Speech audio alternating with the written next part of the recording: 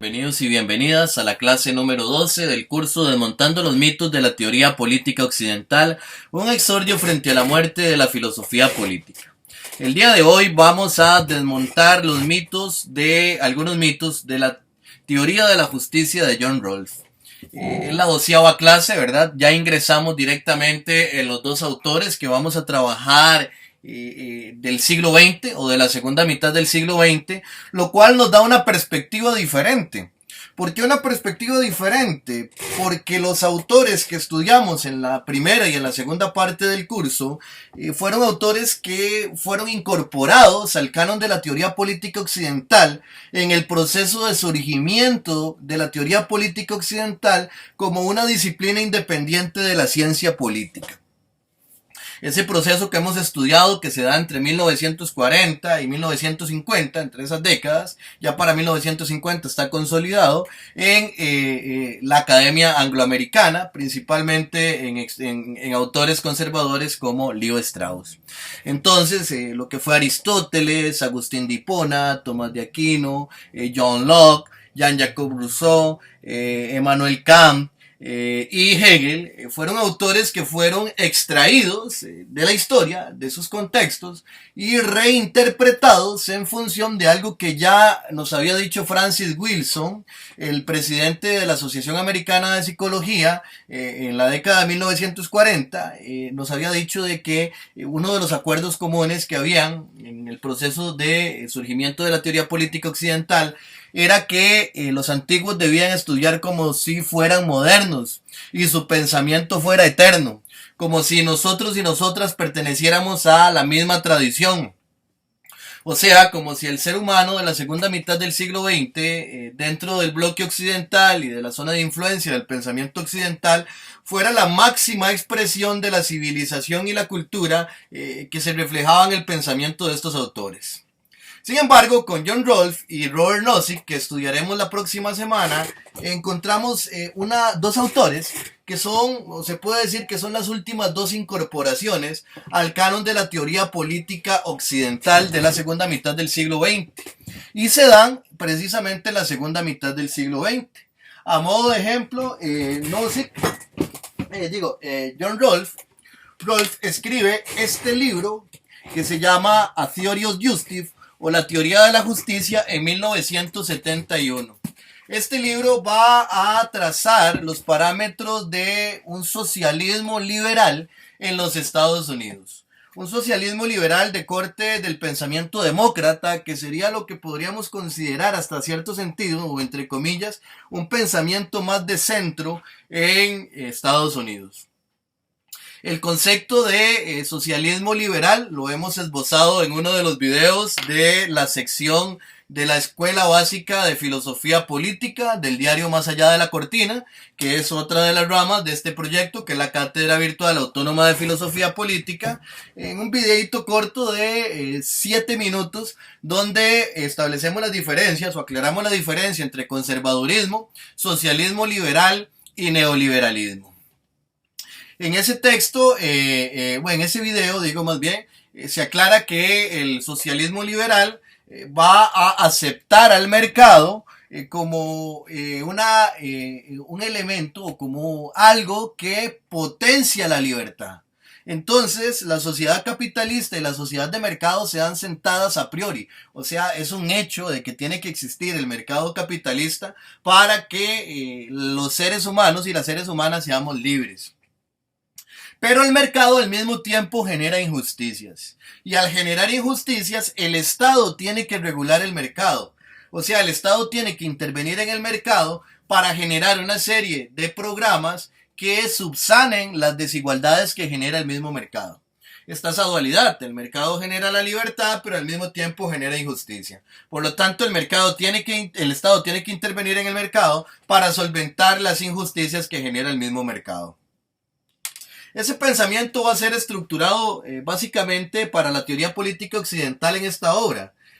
por lo menos el pensamiento estadounidense en la segunda mitad del siglo XX, ¿verdad? Porque ya lo hemos estudiado, hemos visto cómo el planteamiento de un socialismo liberal se desarrolla en Inglaterra, comienza a bosquejarse en la primera mitad del siglo XIX, adquiere un grado de mayor de autonomía en la segunda mitad del siglo XIX y posteriormente con el surgimiento del Partido Liberal y con autores sumamente interesantes como Leonard Hobhouse. Pero en Estados Unidos y en el contexto de la segunda mitad del siglo XX, y hoy vamos a ver por qué, cuando desmontemos algunos de los mitos de la teoría política de la teoría de la justicia de John Rolfe, es este libro el que se hace famoso. Tanto así que hay discursos de Bill Clinton donde nos narra que tanto él como la que fuera su esposa, Hillary Clinton, cuando eran estudiantes universitarios, salió esta obra y fue como la inspiración más revolucionaria que hubo en el contexto estadounidense de su época. A esta obra se le va a oponer la obra de Robert Nozick, una obra que escribe en 1974 llamada Anarchy, State and Utopia, o Anarquía, Estado y Utopía, en la cual le va a responder a esta obra. En esa obra se va a cimentar el pensamiento libertario y muchos de los argumentos del neoliberalismo actual. De ahí que es muy importante tomar en cuenta lo que hemos leído de A Theory of Justice, incluso para interpretar hasta cierto sentido el Estado social de derecho como tal, un Estado social de derecho que da por sentado un sistema capitalista, pero que crea una serie de instituciones para generar justicia social a partir de una serie de programas que van desde programas de que van desde la ciudadanía hasta programas de igualdad de oportunidades. O sea, Rolfe es uno de los principales teóricos de la teoría de la igualdad de oportunidades, con la cual vamos a cerrar la exposición del día de hoy, porque le vamos a hacer una fuerte crítica a la teoría de la igualdad de oportunidades. El día de hoy la exposición se va a caracterizar por dos perspectivas. Una perspectiva que es el desmonte de los mitos de la teoría política de la teoría de la justicia de John Rolfe, y otro es el rescate de ciertos argumentos que, sacados del contexto perverso en el cual, o del argumento perverso de John Rolfe, pueden servirnos para rearticular luchas sociales en los contextos actuales en los que estamos afrontando en Costa Rica y nuestra América. Contextos donde grupos tiránicos, grupos autoritarios, grupos despóticos, con pensamientos conservadores y pensamientos neoliberales, están desmontando el Estado social de derecho. Nos referimos a la UCAEF, nos referimos a todas las discusiones que están habiendo en este momento en la Asamblea Legislativa sobre el presupuesto de las universidades, sobre la ley orgánica del INA, el aumento del 1% en la canasta básica. Hoy estaba la Asamblea Legislativa discutiéndose el aumento de la jornada laboral a 12 horas. O sea, se están pasando por encima todos los derechos laborales, todos los derechos sociales. Y no solamente eso, sino la riqueza común, o eso que en realidad constituye el Estado, que es la riqueza común de todas las personas que están asociadas a un pueblo. Y se lo están pasando por encima, viendo como si esa riqueza no fuera del pueblo, sin consultarle al pueblo, y como si el pueblo no tuviera alguna cuota de poder soberano. El COVID-19 les ha caído a la perfección, lo han empleado como un arma de guerra, para desmovilizar, para tener desmovilizados todos los intentos, todas las fuerzas sociales, por contener estos procesos de neoliberalización, privatización y desmantelamiento del Estado social de derecho. Entonces vamos a verlo desde esas dos perspectivas. Por un lado vamos a hacer la crítica al pensamiento de John Rolfe, y por otro lado vamos a ir viendo qué es lo que podemos desmontar y tomar del pensamiento de John Rolfe para articular la parte ideológica de las luchas en el contexto actual costarricense. Lo primero que tenemos que decir es que John Rolfe se ha convertido en un filósofo harto reconocido en los ámbitos que estudian la teoría política. Pero se habla de John Rolfe como ese profesor de la Universidad de Princeton, como ese profesor de la Universidad de Harvard que escribió la teoría de la justicia.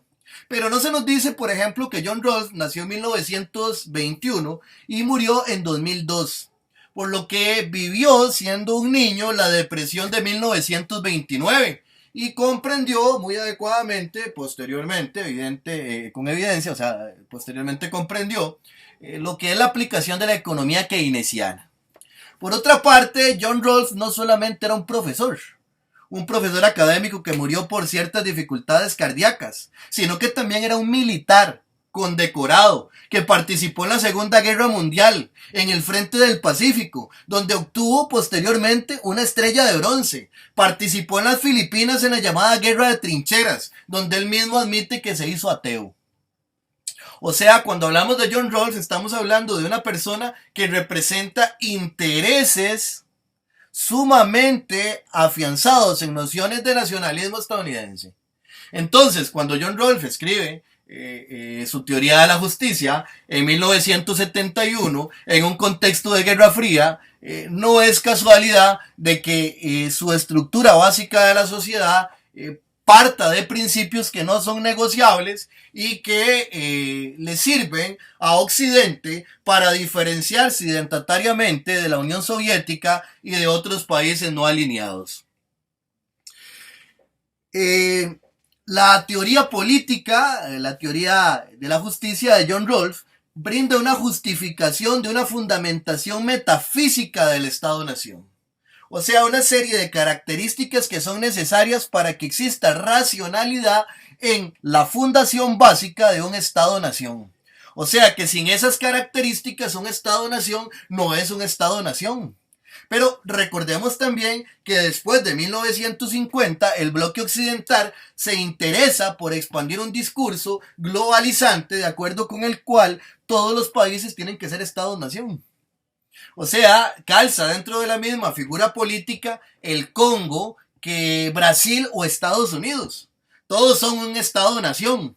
Entonces, al haber esa estandarización que va en contra de la diversidad de los pueblos, una estructura básica metafísica de la fundamentación del Estado, presentada por un autor como John Rawls, es muy funcional para la teoría política occidental, y de ahí que John Rawls haya sido incorporado a la teoría política occidental cuando ya ésta tenía un canon preestablecido.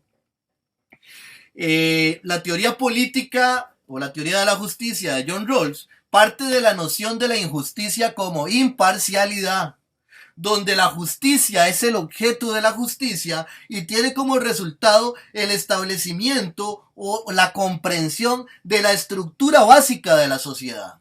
Esto tendrá un precedente en la metafísica de las costumbres de Kant, pero no vamos a entrar en esa discusión porque no es pertinente para lo que queremos exponer el día de hoy. Pero esa estructura básica de la sociedad va a derivar de principios racionalistas. O sea, es una racionalidad la que va a determinar cuál es la estructura básica de la sociedad. No son las prácticas políticas, no son los movimientos sociales, no son las realidades, sino que es una racionalidad la que va a determinar cuál es la estructura básica de la sociedad. Esto va muy acorde con el planteamiento de la teoría política occidental de la segunda mitad del siglo XX, que nos hablará, igual que la teoría política occidental de la primera mitad del siglo XX, que la teoría política no se refiere al ser, sino al deber ser de las cosas. O sea, renuncia a la realidad. Esto pareciera ser una cuestión de simplemente metodológica, pero va más allá. O sea, estamos hablando de que el método para estudiar la política del otro lado de la cortina de hierro es un método materialista que apela al ser. Es mediado por otra serie de elementos ideológicos que podríamos criticar, pero que no estamos estudiando en este curso. Estamos estudiándolos de este lado de la cortina de hierro. Pero entonces estamos viendo que cuando se habla de que para la teoría política o que la teoría política es racional y que debe ser estudiada a partir del deber ser del hombre, entonces lo que estamos diciendo es que hay una renuncia a la noción de materialidad, una renuncia a la noción de la realidad. Por otra parte, esta estructura básica de la sociedad de la que nos habla John Rawls va a implicar una naturalización de esta estructura. lo cual de paso puede asociarse analíticamente con la ley natural que habíamos estudiado en las primeras dos partes del curso. Una ley natural que ya había planteado Aristóteles, de acuerdo con la cual hay cosas que son por naturaleza y cosas que son contra naturaleza, y para realizarnos como la máxima expresión de nuestro ser, tenemos que actuar conforme a la naturaleza, y que esa naturalización es incuestionable. Aquí hay una estructura básica de la sociedad que es incuestionable. Y para John Rawls, esta estructura básica de la sociedad la componen las clases sociales, la economía capitalista, el Estado moderno, relaciones de igualdad y desigualdad y relaciones de mando y obediencia. Vean ustedes qué funcional es el pensamiento de John Rawls para un contexto de Guerra Fría con la Unión Soviética, donde se hablaba de una disolución de las clases sociales. O sea, acá para que algo sea racionalmente correcto, tiene que aceptarse previamente una sociedad dividida en clases. Aparte, un modelo económico que tenga mayor influencia del marxismo, o que tienda al comunismo. Habría que ver si en la Unión Soviética había comunismo o no, ¿verdad? Ya eso es una discusión aparte, ¿verdad? Porque no estamos hablando de la Unión Soviética ni exaltando la Unión Soviética. Pero, o sea, aquí lo que estamos diciendo es que John Rawls nos está hablando de que el mercado capitalista es una condición de la estructura básica de la sociedad. Es incuestionable. Cualquier persona que sea racional para hablar de teoría política y de teoría de la justicia tiene que aceptar la sociedad dividida en clases y el mercado capitalista como tal. En este sentido, John Rawls nos hablará de la justicia como imparcialidad. ¿Y a qué se refiere John Rawls cuando habla de la justicia como imparcialidad? O sea, esta idea de imparcialidad que implica. La idea de imparcialidad es una de las características que distinguen a la teoría política occidental de la segunda mitad del siglo XX de la teoría política occidental de la primera mitad del siglo XX. Recordemos que autores como George Sabins, de la teoría política occidental de la primera mitad del siglo XX, se caracterizan porque consideraban que la persona que historiaba definía el deber ser de la humanidad hacia el que quería estructurar la teoría política. Y ese deber ser que era definido por la persona que historiaba también iba a ser determinante de la selección de qué autores y autoras y de qué épocas y de qué textos iba a ampliar esa persona historiadora para justificar ese deber ser. O sea, esto es lo que se llama una actitud comprometida, porque yo estoy comprometido con una serie de principios que son los principios, en este caso, racionalistas, de cómo debe ser la humanidad en un sentido ético, en un sentido político, en un sentido ideal, y hacia ese ideal me voy a dirigir argumentando desde donde me es más funcional argumentar. Sin embargo, la teoría política de la segunda mitad del siglo XX se caracterizará porque ya el deber ser de la humanidad nos es presentado como natural. Recuerden a Francis Wilson, el presidente de la Asociación Americana de Psicología, en la década de 1940, cuando nos decía que todo este proceso mediante el cual los antiguos debían ser presentados como si realmente fueran modernos y su pensamiento fuera eterno y nosotros perteneciéramos a la misma tradición, terminaba diciendo también quizá porque existe una naturaleza esencial del hombre moral e incluso una fase satánica del universo. O sea, ya hay hasta incluso principios teológicos determinados por el conservadurismo para definir como natural el deber ser del hombre. O sea, esto es como cuando estábamos niños y niñas, la gente de mi generación, y veíamos los superamigos, la Liga de la Justicia y la Legión del Mal. Entonces ya estaba naturalizada esta relación. Entonces ya no era la persona historiadora la que definía cuál era el deber ser. Ya era algo preimpuesto por los mecanismos de exclusión discursiva, en términos de Michel Foucault, aplicados a la disciplina de la teoría política occidental. Y por otra parte, ya la persona historiadora no podía recurrir a cualquier autor o a cualquier texto, sino que tenía que recurrir a los autores que la teoría política había seleccionado para hablar de teoría política y a partir de los cuales había hecho un tejido artificial diciendo que es la historia oficial de Occidente, que es lo que hemos venido criticando a lo largo de este curso. En ese sentido, cuando Rawls nos habla de justicia como imparcialidad, termina de afianzar ese carácter de imparcialidad de la teoría política occidental. Pero este carácter de imparcialidad también se materializa a partir del perfeccionamiento del conductismo político de la primera mitad del siglo XX, principalmente de la escuela de Chicago, con autores como Harold Laswell, en lo que dice y hace la gente. Y entonces también la imparcialidad se va a constituir como un elemento básico de la identidad ciudadana de las personas occidentales y de aquellas personas que se consideran ciudadanas en países que tienen influencia occidental, como Costa Rica, por ejemplo. Entonces, para que tengamos una autoridad a la hora de hablar, para que se nos reconozca como personas serias, tenemos que hablar con imparcialidad. Tenemos que ser imparciales. Porque si tomamos partido, ya nuestra opinión puede ser descalificada. Y esto lo podemos seguir viendo incluso hoy en día. Dependiendo de lo que escriba un medio de comunicación, ya la extrema derecha puede llegar y descalificarlo directamente, decir, no, esta gente está parcializada, está sesgada, está bien, aunque la extrema derecha esté sesgada. Pero se niega a sí misma como sesgada y se presenta como si fuera la voz de la imparcialidad.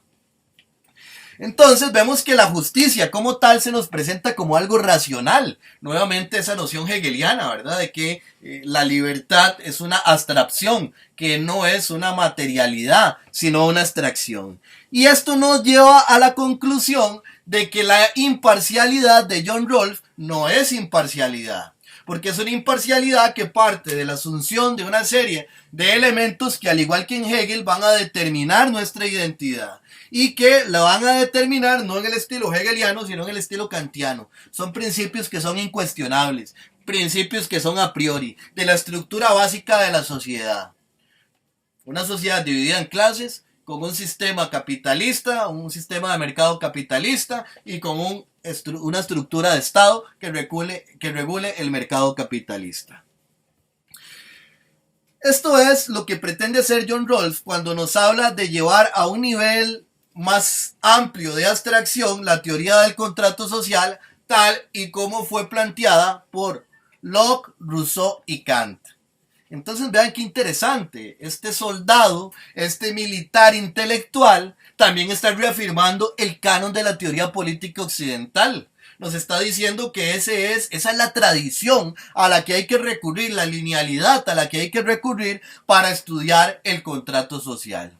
Pero él la va a llevar, como Kant ya lo había hecho, a un planteamiento aún más abstracto que el mismo Kant. Entonces nos dirá que el pacto original será el resultado de una posición inicial, que va a tener ciertas restricciones de procedimiento. Pero como pudimos ver previamente, esa situación inicial va a tener unas restricciones que no son procedimentales, que son restricciones de contenido, que son restricciones ontológicas, que son restricciones epistemológicas. La restricción de aceptar una sociedad dividida en clases, de aceptar un mercado capitalista, de aceptar un Estado como la forma única para organizarnos políticamente. Y esto nos va a llevar, estas restricciones, a un acuerdo original del cual van a derivar determinados principios de justicia. Y de estos principios de justicia van a ser las primeras virtudes de las instituciones sociales. Y de ahí que las instituciones sociales, si son injustas, pueden ser abolidas o reformuladas. En esto yace una característica del doble discurso de Estados Unidos.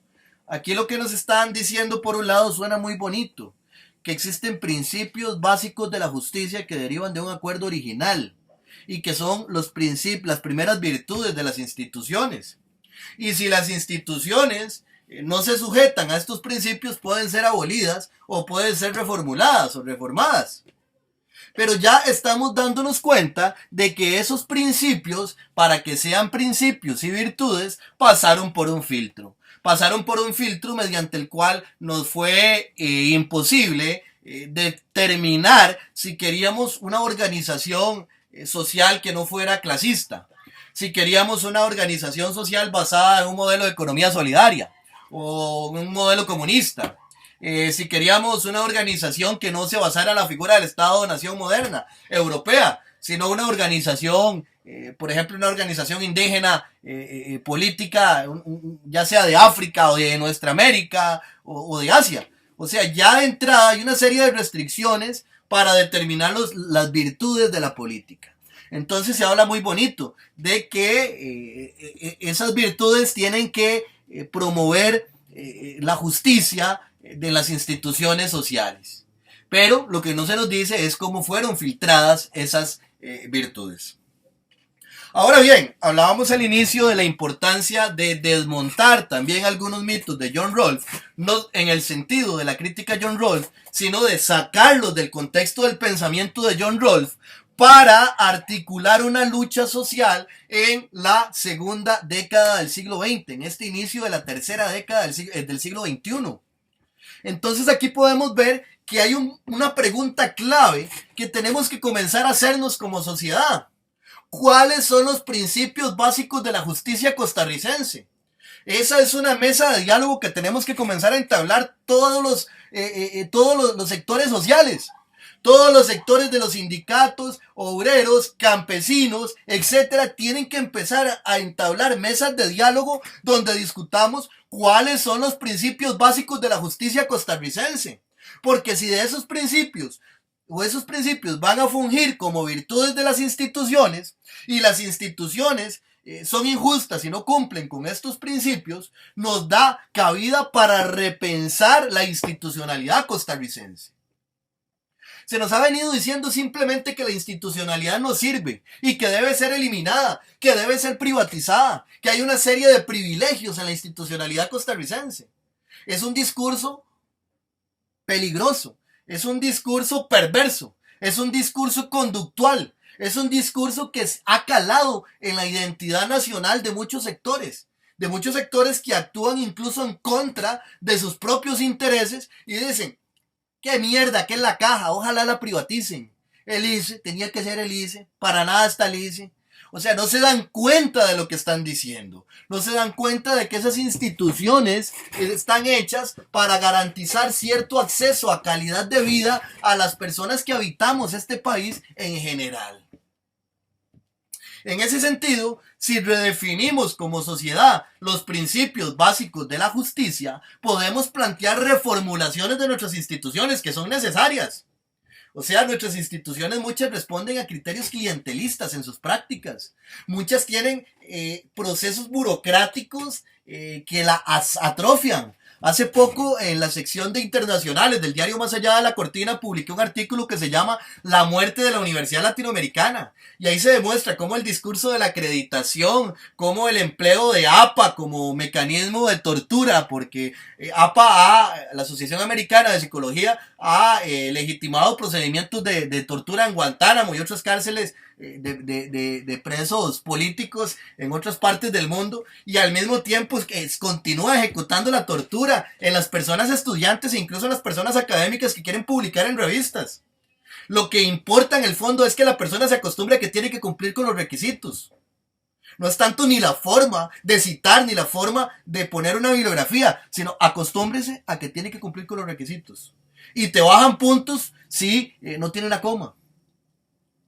Entonces vemos que es necesario romper con todos estos esquemas que sesgan la institucionalidad costarricense. Y en ese sentido, es importantísimo que repensemos cuáles son los principios de la justicia.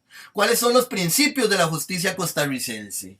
Y a partir de eso reformular las instituciones. Y no permitir que discursos neoliberales y neoconservadores acaben con la institucionalidad, como lo están pretendiendo hacer, como lo están haciendo, apelando a que esas instituciones no sirven. Pero ¿desde dónde lo están haciendo? ¿Desde qué principios de la justicia? Si esto se tiene que fundamentar en los principios básicos de la justicia. Es en ese sentido que podemos reapropiarnos de parte del discurso de John Rawls. Pero volviendo a la crítica que le podemos hacer al pensamiento de John Rawls, dice John Rawls: cada persona posee una inviolabilidad fundada en la justicia que ni siquiera el bienestar social en conjunto puede atropellar. Con esto John Rawls introduce uno de los conflictos fundamentales de la política que están presentes en casi que en todos los planteamientos occidentales, o que hemos estudiado como occidentales, que los planteamientos que Occidente ha seleccionado para definir el modo racional y civilizado de hablar de política. Y es el conflicto entre la igualdad y la desigualdad. O sea, si los ricos son menos, entonces, ¿por qué los ricos son menos y los pobres son más? Entonces ahí es donde entra un conflicto fundamental entre la igualdad y la desigualdad, en términos de justicia. ¿Es justa la igualdad? ¿Es justa la desigualdad? Pero nos dirá John Rawls que es injusto que algunos se tengan que sacrificar por el bienestar de todos y de todas, o de la mayoría. Entonces, aquí lo que John Rawls nos está diciendo es que esta sociedad de clases tiene que permanecer. O sea que el problema no es que existan personas ricas. Las personas ricas tienen derecho y tienen derecho a existir. Tienen derecho a existir como personas ricas, en tanto que personas ricas. En ese sentido, nos dirá John Rawls que esta relación de igualdad, la relación de igualdad con respecto a la desigualdad económica, la igualdad tiene que darse en función de las libertades de la ciudadanía. O sea que la igualdad debe ser ciudadana. Debe ser ciudadana en tanto que todos y todas debemos de tener los mismos derechos y las mismas potencialidades de lucrar, las mismas potencialidades de comerciar, de expresarnos, de tener libertad de conciencia, etc. Pero esa igualdad ciudadana debe garantizar la desigualdad en la riqueza. Aquí va el pensamiento de John Rawls, y cito a Rawls: siendo las primeras virtudes de la actividad humana la verdad y la justicia, no pueden estar sujetas a transacciones. O sea, estas nociones de justicia de las que nos está hablando John Rawls no pueden estar sujetas a negociación. O sea, no se puede cuestionar la sociedad dividida en clases, no se puede cuestionar el mercado capitalista, no se puede cuestionar la existencia del Estado moderno, no se puede cuestionar la existencia de la riqueza. Vemos que son argumentos fundamentales de la teoría política occidental de la segunda mitad del siglo XX en un contexto de Guerra Fría. Pero no son solamente políticos, o sea, él nos está hablando de que la verdad y la justicia, o sea, hay una noción de ciencia occidental que va a acompañar el discurso político. O sea, la verdad y la justicia son las primeras virtudes. La verdad le pertenece al campo de la ciencia. Un modelo de ciencia que ya criticamos con la noción de imparcialidad, cuando hablamos de la noción de imparcialidad. O sea, cómo determina la investigación científica, cómo ha hecho de la investigación académica algo atrofiado que lo que hace es producir un discurso que no llega a la sociedad, porque ni a las mismas personas académicas nos gusta leer un estado de la cuestión. Es una cuestión totalmente escolástica, una glosa medieval. Se nos acostumbra a ser personas medievales, donde no podemos expresar realmente lo que queremos expresar, porque hay que tener cuidado que yo no le esté plagiando a alguien. O sea, la propiedad privada no solamente ya de los bienes y los servicios, sino de mi cabeza.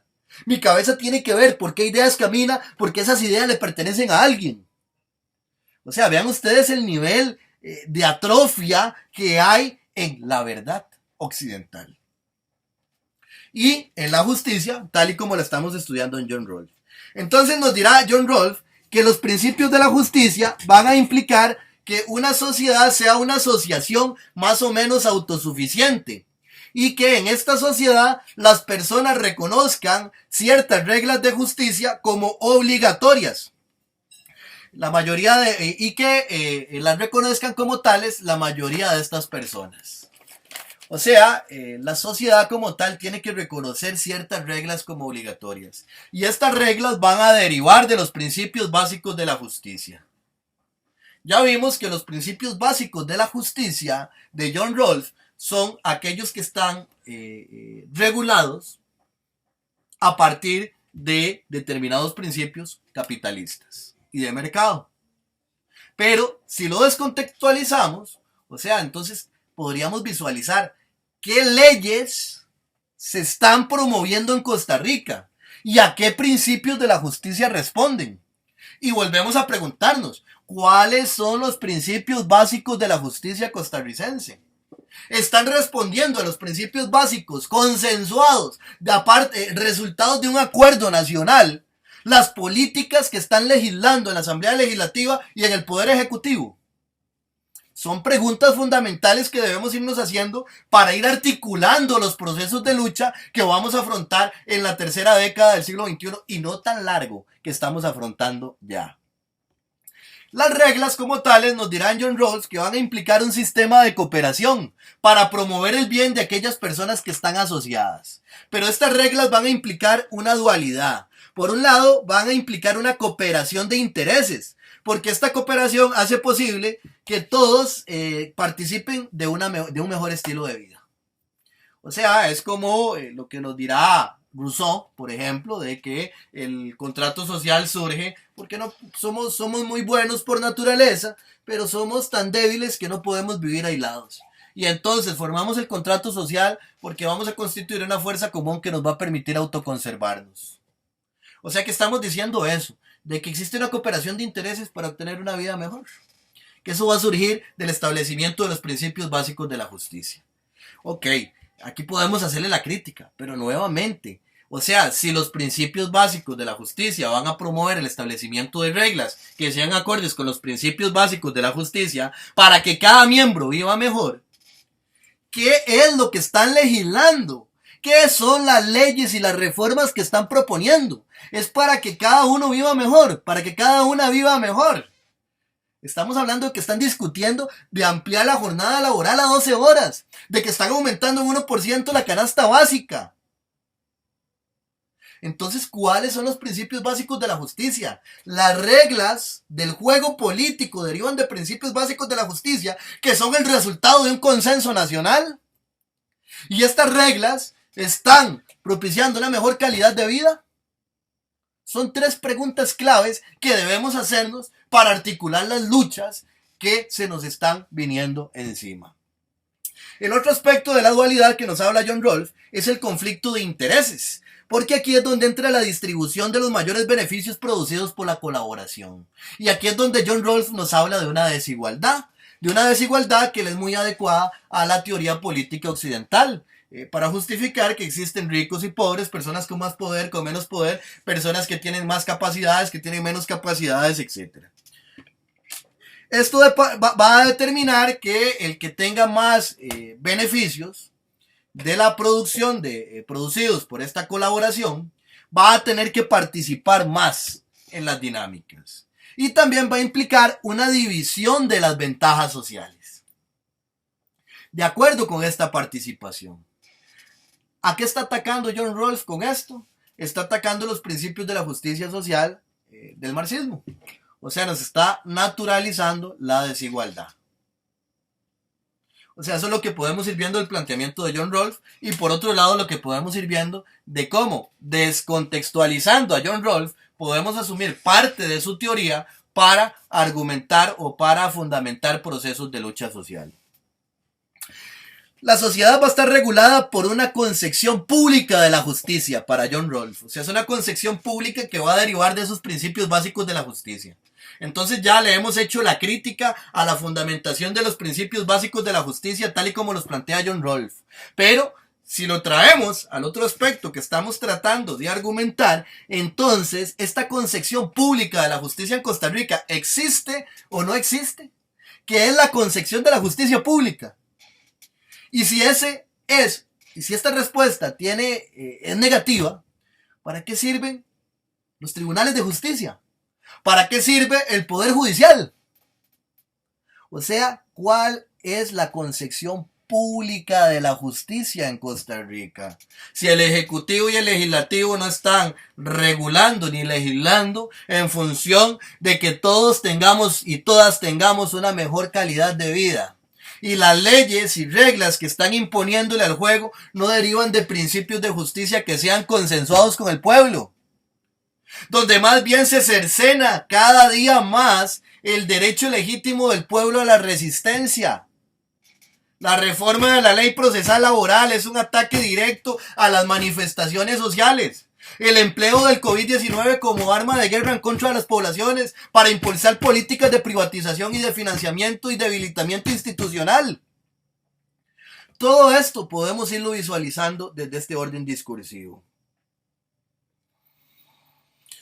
Al respecto de esta concepción de la justicia pública, John Rawls nos hablará de que todos aceptan los mismos principios de lo que es la concepción de la justicia pública.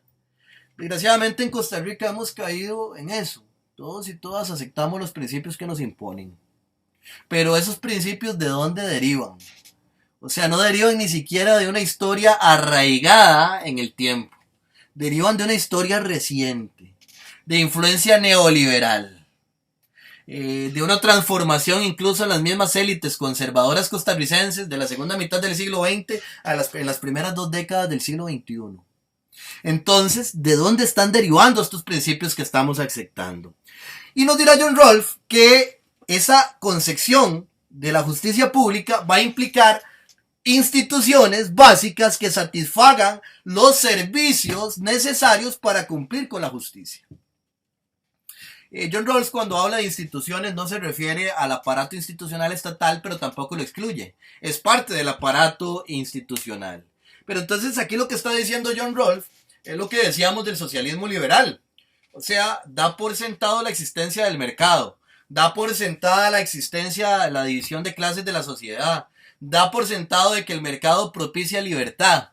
Pero también está consciente de que el mercado genera injusticia y por tanto el Estado interviene en la economía para extraer del fondo de la riqueza social o del pozo de la riqueza social una parte para invertirla en programas sociales que subsanen las injusticias que genera el mismo mercado. Esto es lo que nos está diciendo John Rawls y nos está diciendo que las instituciones básicas de la sociedad tienen que satisfacer estos principios básicos de la justicia. En el momento en que nuestra ciudadanía o que los pueblos y las personas que viven en Costa Rica reasuman que las instituciones tienen que cumplir con determinados principios básicos, pero para saber cuáles principios básicos primero tenemos que discutirlos en una plenaria de discusión nacional, podremos reclamarle al Estado qué es lo que está haciendo, a los poderes del Estado, al Ejecutivo, al Legislativo y hasta al Judicial. ¿Qué es lo que están haciendo? ¿Por qué no están gobernando conforme a los principios básicos de la justicia social? ¿Y por qué las instituciones las están desmantelando? ¿Por qué las están debilitando? ¿Por qué les están imponiendo tercerialización de servicios? ¿Por qué les están poniendo reglamentos que perjudican a esas mismas instituciones? ¿Qué es lo que ha pasado con las instituciones en Costa Rica? Es como si yo sintiera un dolor de estómago y en lugar de tomarme un té de manzanilla, me tomara un trago de veneno. Las instituciones tienen problemas porque vienen desde un esquema bipartidista, de clientelismo, a un sistema todavía más cínico de corrupción. Tienen problemas intrínsecos. ¿Pero acaso les han dado té de manzanilla? Les han dado reglamentos, les han dado políticas, les han dado directrices que incluso vienen desde afuera. En una planificación social que se adecua a los modelos neoliberales que impone el Banco Mundial. Un modelo económico que está siendo derrotado en la Tercera Guerra Mundial. Y nos imponen a las instituciones esos modelos de economía. Eso es como traguitos de veneno para las mismas instituciones. Pero si no tenemos claros cuáles son los principios de la justicia, no podemos reclamar cómo se reformulen esas instituciones. Entonces el pueblo tiene que reasumir su cuota de poder soberano. Tiene que comenzar a reempoderarse. Tiene que comenzar a discutir los principios básicos de la justicia. Para decir, ¿se está legislando conforme a esto o no? ¿Y las instituciones están organizadas conforme a esto o no? Nos dirá John Rawls que estas instituciones van a generar los vínculos de amistad cívica o el nacionalismo. Es interesante porque esto lo vivenciamos en Costa Rica en 2001, con el combo ICE. Cuando Miguel Ángel tenía, como si fuera un combo de McDonald's, al ICE para venderlo, el pueblo se levantó, porque habían vínculos de amistad cívica por la institucionalidad costarricense. Vínculos que han sido fragmentados, fracturados, pasando por el sistema curricular de secundaria, con Garnier, que lo despedazó todo, en función de estos aspectos, hasta las concepciones que tenemos hoy en día, hasta los modelos educativos, donde la persona educadora ya ni siquiera tiene el derecho a hacer su planeamiento, ya se los da el Estado, tienen que reproducirlo. Ah, sí, porque ahora hay que hacer mucho papeleo, entonces para que no se sature mucho, haga el papeleo, cumpla con el requisito, pero no piense. Reproduzca lo que te damos. Vean ustedes qué peligro de fascismo al que estamos llegando, incluso en el sistema de primaria y secundaria. Nos dirá John Rolfe que estos vínculos de amistad cívica que van a implicar un nacionalismo, van a implicar una asociación humana bien ordenada. Entonces podríamos decir que si definimos principios claros de la justicia social y exigimos como pueblo que se legisle, se gobierne y se establezcan leyes de acuerdo a estos principios y que las instituciones ordenen a estos principios, podríamos tener una sociedad bien ordenada. Vean ustedes el modelo de salud sueca. Es demasiado similar a la caja costarricense del Seguro Social, pero es bien administrado. Y las personas adultas mayores que viven en sus casas solas. Y en la mañana pasan y les dejan un carrito el desayuno y los medicamentos. Por semana le sacan en carrito a pasar por museos, por zonas verdes, actividades culturales, con el sistema de pensiones. Y la gente va a hacer fila también al sistema de salud para obtener medicamentos. Pero entonces, un sistema bien administrado. Todo esto va a implicar una discusión fundamental entre lo que es justo y lo que es injusto. Y en esta discusión John Rolfe nos dirá que el concepto de justicia es distinto de las concepciones de justicia. Y voy a citar un párrafo de John Rolfe, quien nos dirá: aquellos que sostienen distintas concepciones de la justicia pueden entonces estar de acuerdo en que las instituciones son justas cuando no se hacen distinciones arbitrarias entre las personas al asignarles derechos y deberes básicos, y cuando las reglas determinan un equilibrio debido entre las pretensiones competitivas o las ventajas de la vida social. Esto es un ataque dirigido desde el socialismo liberal al conservadurismo. El conservadurismo también está expuesto en el video, en uno de los videos de la Escuela Básica de Filosofía Política del diario Más Allá de la Cortina. El conservadurismo es una tendencia política de acuerdo con la cual algunos grupos se consideran que tienen derechos exclusivos debido a su sangre, a su linaje o a una tradición histórica, y que esos derechos tienen que ser defendidos por el Estado. O sea que el Estado tiene que garantizarles determinados privilegios. O sea, algunas de las conductas que está asumiendo la UCAEF y otras élites en este país son principios neoconservadores y conservadores. O sea, consideran que son los que tienen privilegio, que son dueños y dueñas de este país. Y que como tales tienen derechos exclusivos. Y que pueden pasar por encima de los derechos de los sectores populares y lo visualizan como justo. Acá en John Rawls estamos encontrando un ataque a esto. Desde el socialismo liberal hay un ataque contra el conservadurismo. Las desigualdades existen en el mercado, pero no son producto de que usted por naturaleza, porque tiene un apellido, porque tiene sangre verde, o porque hay una tradición que me sienta que mis papás, que mis tíos, que mis abuelos pertenecieron a la guerra civil y eran los caudillos, y eran Figueres, y eran Calderón, o eran Arias. No, nos dice John Rolfe, no. Las desigualdades no responden a esos criterios conservadores. Responden al mercado. Claro, aquí hay una cuestión complicada que vamos a ir viendo poco a poco. Por otra parte, nos dice John Rolfe que la justicia social es el modo en el que las grandes instituciones sociales distribuyen los derechos y los deberes fundamentales.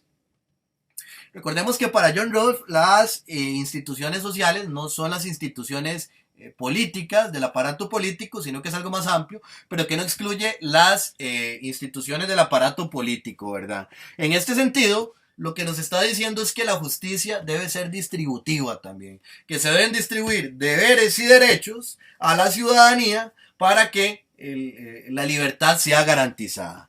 Y esto tiene que materializarse a partir de los principios de la justicia que van a determinar la constitución política y también las grandes disposiciones económicas y sociales. O sea, la justicia pública que brota de determinados principios de la justicia, va a determinar la constitución política y va a determinar las grandes disposiciones económicas y sociales de un país. O sea, esto nos refuerza la idea de que tenemos que hacer una discusión nacional sobre cuáles son los principios básicos de la justicia costarricense. Porque de ella no va a determinar solamente el ordenamiento constitucional o el respeto al ordenamiento constitucional, que este gobierno se caracteriza por pasárselo por las narices. O sea, el ordenamiento constitucional deriva de los principios básicos de la justicia. O sea, los principios básicos de la justicia están por encima de la Constitución. Y tienen que estar plasmados en la Constitución. Y por otra parte, no solo los principios básicos de la justicia tienen que estar en la Constitución. O sea, no solo en la Constitución tienen que estar, sino que también en las disposiciones económicas. O sea, no es la UCAEF la que tiene que determinar las disposiciones económicas, sino los principios básicos de la justicia. Y bueno, vamos a adelantar aquí un poquito.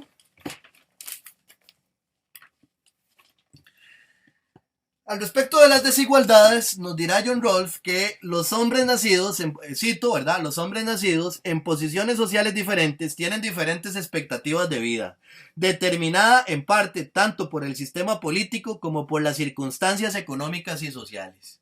O sea, no voy a tener una misma visión de mundo yo si nací pobre, si nací rico, si nací hombre, si nací mujer, si nací en un país muy pobre de África o si nací en Estados Unidos, si nací con mucha capacidad analítica llamada inteligencia o con poca inteligencia, así lo dice John Rawls, no lo estoy diciendo yo. Si nací con fortaleza física o con poca fortaleza, o sea, hay una serie de cuestiones, ¿verdad?, que nos van a hacer visualizar el mundo de una manera distinta. Y esto también va a estar en las instituciones, porque las instituciones van a favorecer unas posiciones iniciales frente a otras. Y esto no es por mérito. O sea que nuevamente John Rawls está haciendo un ataque al conservadurismo. Las desigualdades sociales derivan de una serie de elementos, pero en ningún momento son los clamores conservadores de que hay personas que por naturaleza o por tradición tienen determinados privilegios. Las desigualdades van a ameritar de principios de justicia social. De principios de justicia social que regulen la selección de una constitución política y que regulen los elementos principales del sistema económico, el sistema político y el sistema social.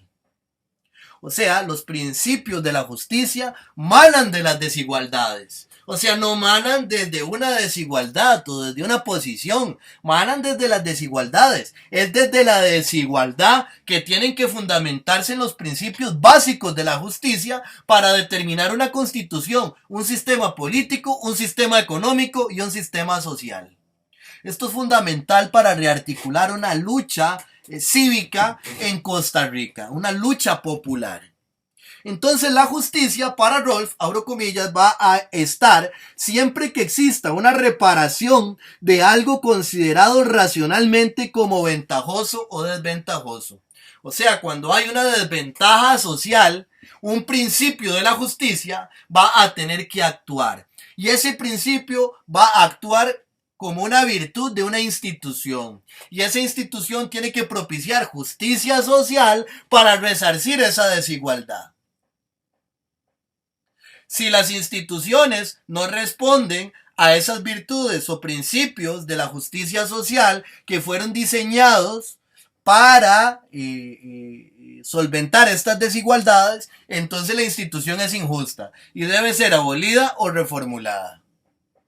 O sea, debe ser reformulada de acuerdo con esta justicia social o abolirse y crearse otra institución. Claro que este concepto de abolición hay que tenerle mucho cuidado, porque no es el mismo concepto de abolir instituciones que se fundamentará a partir de pensamientos como el de von Hayek o el de Robert Nozick, que estudiaremos la próxima semana. Todo esto nos lo dirá John Locke hacia el interior del Estado, pero nos dirá que una excepción para todo este planteamiento es la política internacional. Esto es en función de la Guerra Fría de la década de 1970, pero no vamos a adentrarnos mucho en esos aspectos.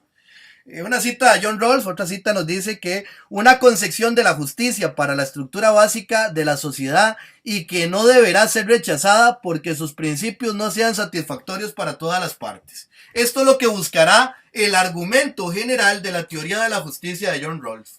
O sea, una teoría de la justicia o principios básicos de la justicia que sean válidos en todo tiempo y lugar, prácticamente. O sea, como cuando Kant busca el imperativo categórico, un principio moral que pueda ser aceptado por todos los hombres. Entonces Kant llega a que ese principio es: actúa conforme a la máxima que consideres sea buena para ti y para toda la humanidad.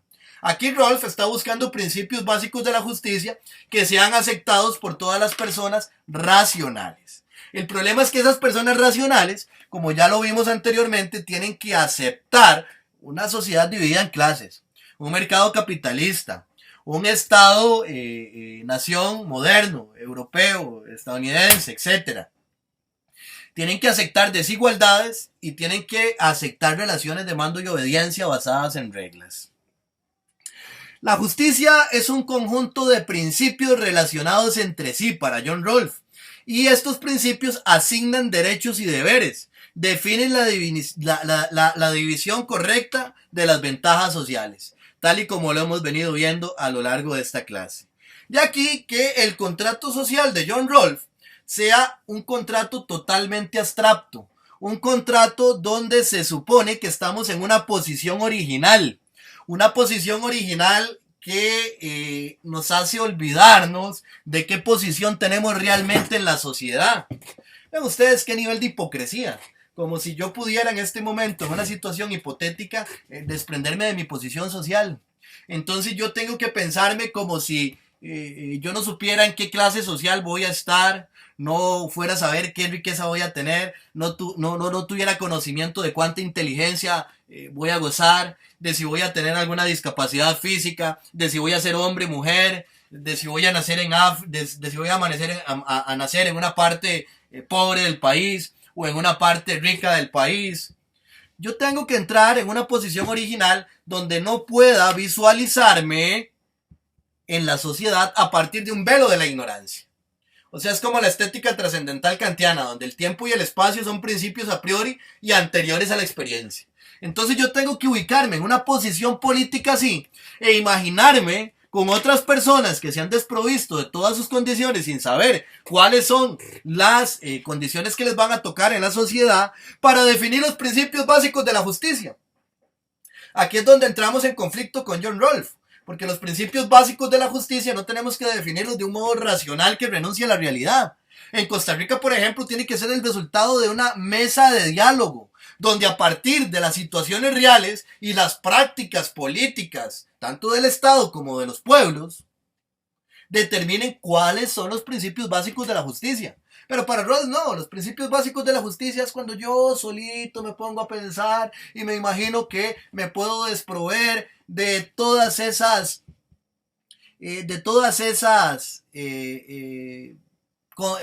consideraciones sociales, reales, materiales del ser, porque entonces, desprovisto de eso, voy a hablar de justicia como imparcialidad.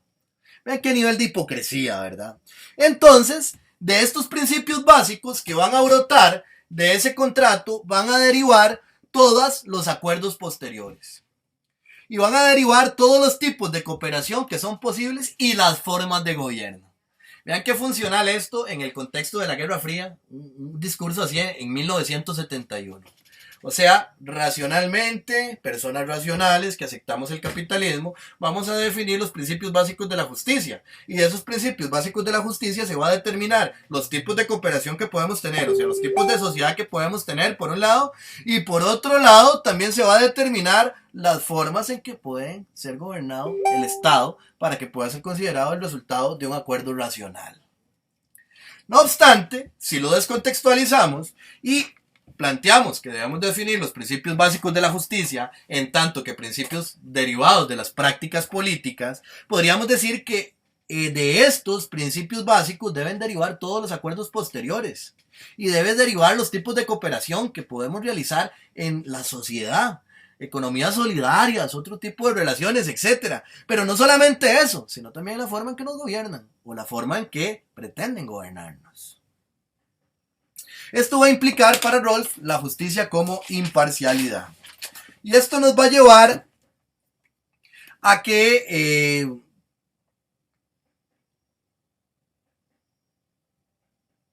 vamos a adelantar un poquito, ya es un poco tarde.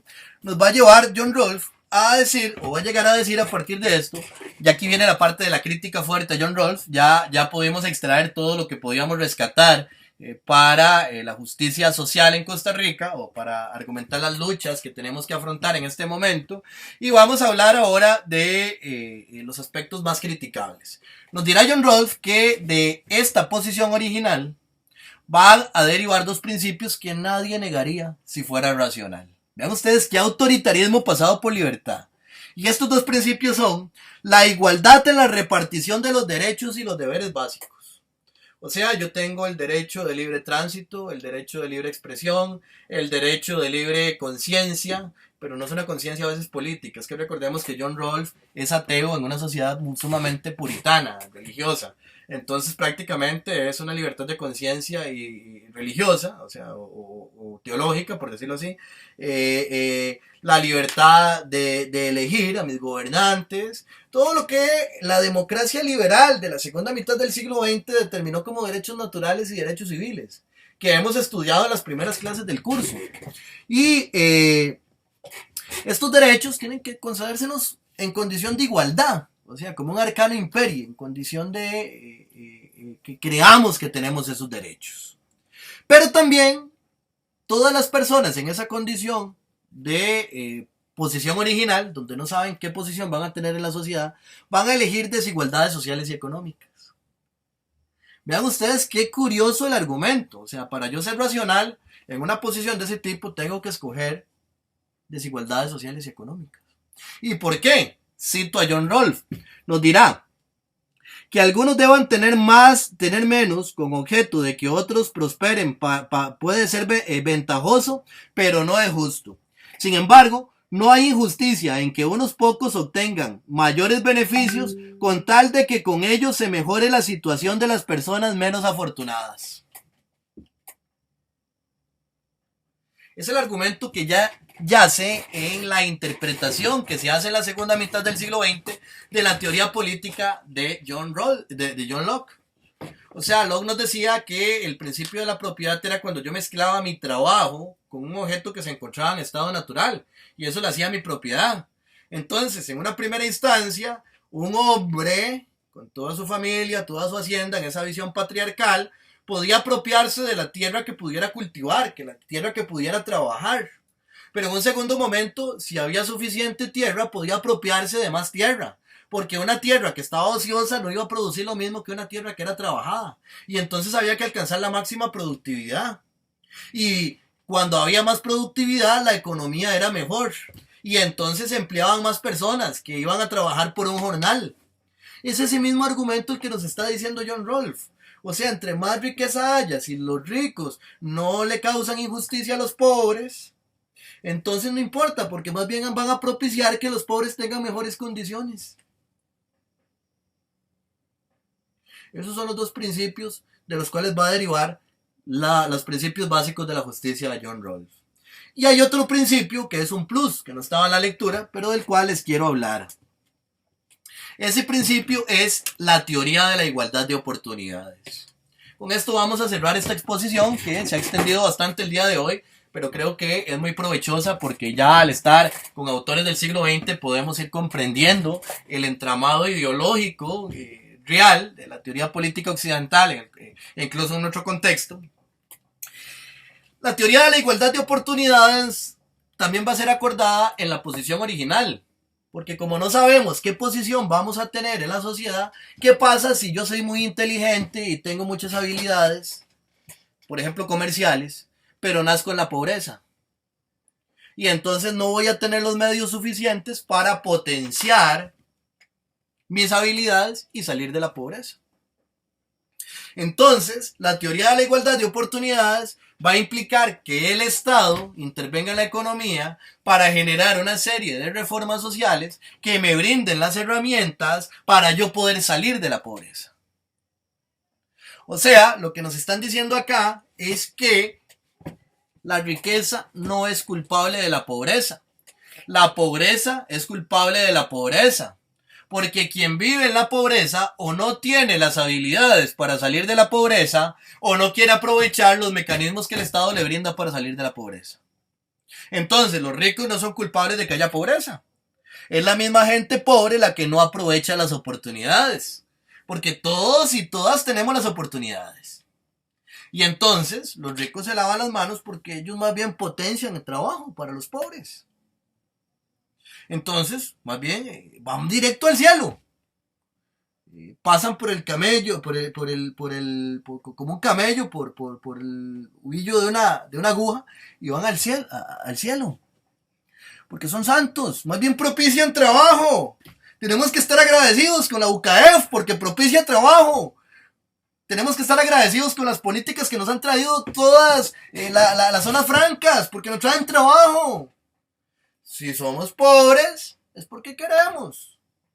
Y ya es suficiente que el Estado más bien, esa es la crítica que se hará después de Robert Nossi la próxima semana, ya es suficiente que el Estado nos esté dando todo eso. Más bien, tenemos que ver cómo nos las ingeniamos. Pero desde Rolf, y el Estado nos está brindando las instituciones para que salgamos de la pobreza. Si no salimos de la pobreza es porque no queremos. Y entonces vienen los discursos de Oscar Arias, Laura Chinchilla y otros expresidentes que hablan de igualdad de oportunidades.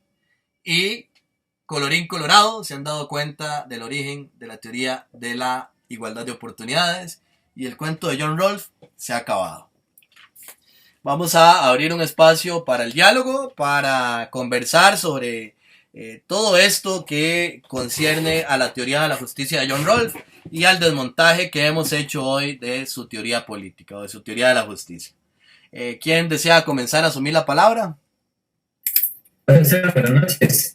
Bueno, yo voy a iniciar para plantear algunas de muchas pues, puestas muy interesantes que vos mencionaste, Esteban, pero bueno, a mí particularmente porque yo hace algún tiempo pues terminé mi formación a nivel de maestría en planificación y a veces me sentía como un bicho raro, ¿verdad? Porque igual creo que los de ciencias sociales que buscamos una instrumentalización en esas líneas más para, para instrumentalizarnos en ciertas áreas digamos, del mercado, a veces de repente, bueno, yo me encontré en muchas posturas, pero de repente muchas de las que has mencionado, que ya de alguna manera también uno empieza a hilar cómo se van articulando tan fuertemente y tan, que llegan a ser casi que un pensamiento de base de algunas personas, incluso en el ámbito académico, ¿verdad? Yo, en algún momento, un profesor, me acuerdo, mencionaba de alguna manera del por qué la culpa hablaba del contexto del rumbo que tomó la producción de café en Costa Rica, ¿verdad? Hablando de que muchas cooperativas en la zona de Los Santos y bueno, muchas otras zonas fueron quebrando poco a poco. Incluso si uno va a la zona de Los Santos, de este lado, lo que ve son grandes haciendas y bueno, ya no hay de esas pequeñas cooperativas de los pequeños campesinos que habían cultivado sus parcelas con el monocultivo.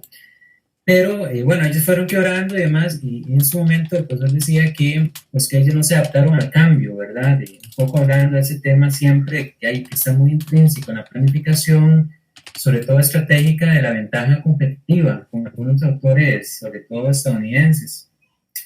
Y entonces él decía, bueno, que los que no se adaptaron al cambio, digamos, cerca del café, pues fueron muriendo. Entonces, bueno, ahí mostraba temas de marca, por ejemplo, como el café ahora casi que hacen confites, tarjetas pero entonces yo le preguntaba en ese momento, yo le decía, pero desde un principio, un poco, o sea, por qué se llegó a una economía basada en un monocultivo que además, de alguna forma, quitó un montón de variedades, por ejemplo, en riqueza de cultivos en las zonas agrícolas para sembrar café, y que además generó una dependencia de esos campesinos a un precio internacional que además, entendiéndolo así, desde ahí ya estaba hecha la trampa, ¿verdad? Yo incluso lo veía así a simple vista, entonces yo decía, más bien, creo que la posibilidad, o sea, su propia extinción estaba ya, digamos, pensada o articulada desde su poca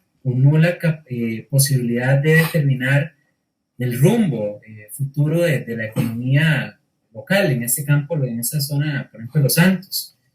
Y bueno, era como hablarle a una pared, ¿verdad? Pero yo decía, bueno, qué lástima porque aquí hay oportunidades, porque había gente, por ejemplo, de instituciones públicas y demás.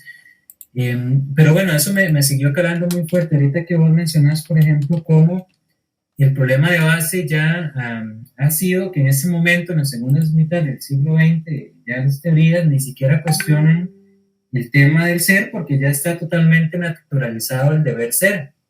Entonces, ya desde esta lógica no hace falta, por ejemplo, cuestionar aspectos como, por ejemplo, la noción de desarrollo, porque ya está entendida como natural. Y más bien, si nosotros, por ejemplo, en este momento nos pensamos desde un lugar que no sea encajado dentro de la visión de desarrollo capitalista, en teoría estaríamos más bien siendo como antinatura o probablemente unos hippies o una cosa así que es totalmente relegada a un plano marginal.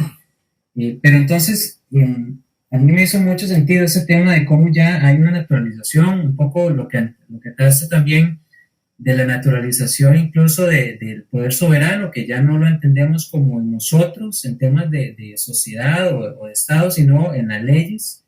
Y por tanto, con este marco de leyes que, bueno, que legislan con cosas particularmente para asfixiar y para generar una base de población que sea totalmente pues, subyugada, pues ante la naturalización de que el poder soberano está en esas leyes que eventualmente son incuestionables, yo creo que desde ahí ya tendríamos más que las manos atadas, estaremos todos atados y todas. Y por lo tanto, como vos mencionabas, también sin derecho ni siquiera a casi que ni siquiera analizar si la legislación o si lo que ya no es en bienestar, si se puede cuestionar. Por ejemplo, incluso yo creo que nadie se animaría a cuestionar ya, incluso por qué tenemos que trabajar 8 horas ya durante 5 o 6 días de la semana. Y yo creo que yo siempre he cuestionado, como cuestionaba por qué había que ir al colegio de 7 a 4:15 cuando muchas partes de la tarde eran encerrados en aulas, sin, más bien desaprendiendo en lugar de aprender.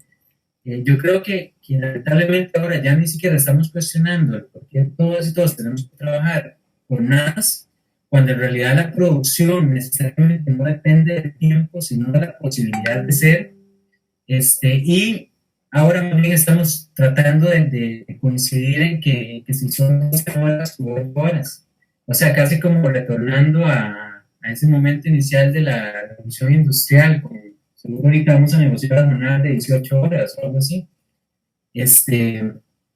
Sin embargo, creo que mucho de lo que mencionas me hace mucho sentido desde la capacidad académica de haber forjado y de haber despojado a la academia del poder generar más criticidad en torno al ser, no al deber ser, ya eso no se cuestiona, y que ahora ya los discursos más bien pasan por la naturalización y que, por supuesto, lo que aporta este autor, John Rolfe, que tiene que ver de alguna manera con, bueno, varias cosas mencionadas, pero una que al final le hace, que es la teoría de la igualdad de oportunidades, me parece que ha sido muy interiorizada.